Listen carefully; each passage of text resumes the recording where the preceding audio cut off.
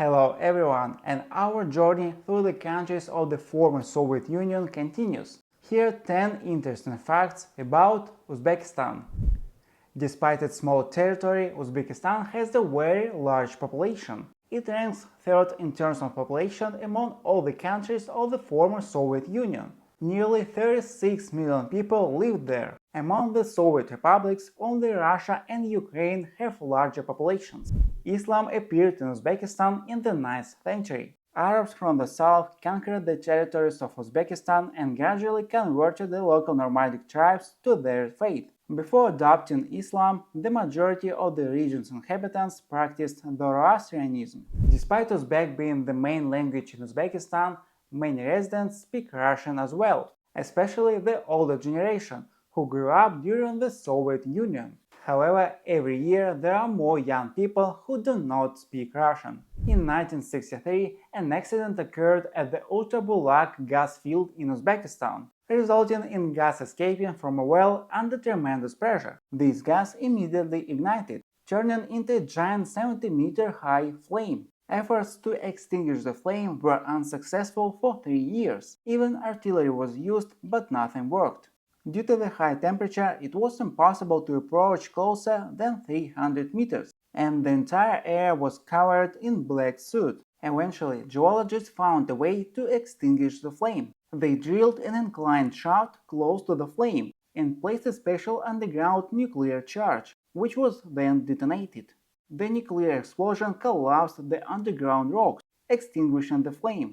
Over the 3 years, the gas burnt was worth several $billion at today's rates. The national currency of Uzbekistan is called the Sam. At the time of this video, the largest denomination was 200,000 Sam, equivalent to only $16. Therefore, to buy something relatively expensive like a phone with cash, you sometimes have to take a whole bag to carry the stacks of money.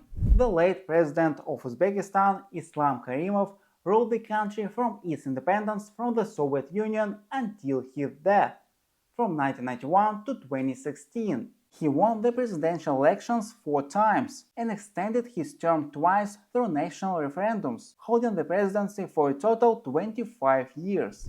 Uzbeks have great respect for bread and flatbread. They never place flatbread with the top side down, nor do they put it on the ground, even if it's in a bag. They believe this can bring bad luck. Traditional bread, called obinon, is also not typically cut with a knife. Homosexuality in Uzbekistan is officially illegal and is a crime offense punishable by up to 3 years in prison. However, in practice, people are rarely prosecuted under this law.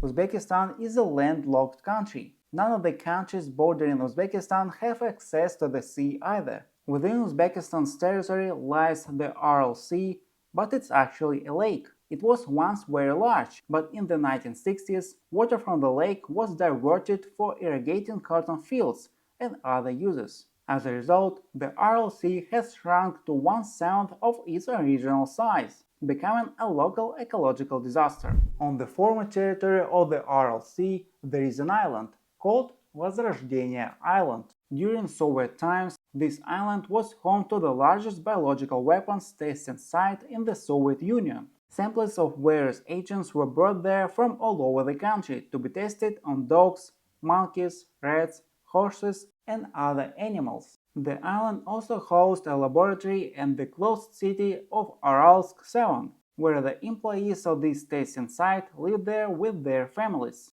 During the height of perestroika, it was decided to close the site and turn it into a burial ground for biological weapons, including a strain of anthrax known as anthrax 836, which causes anthrax disease. Containers with this substance were buried on the island, making one of the largest biological weapons graveyards in the world today. That's all for now. Subscribe if you want to know more about Russia, the Soviet Union, and other CIS countries. Thank you.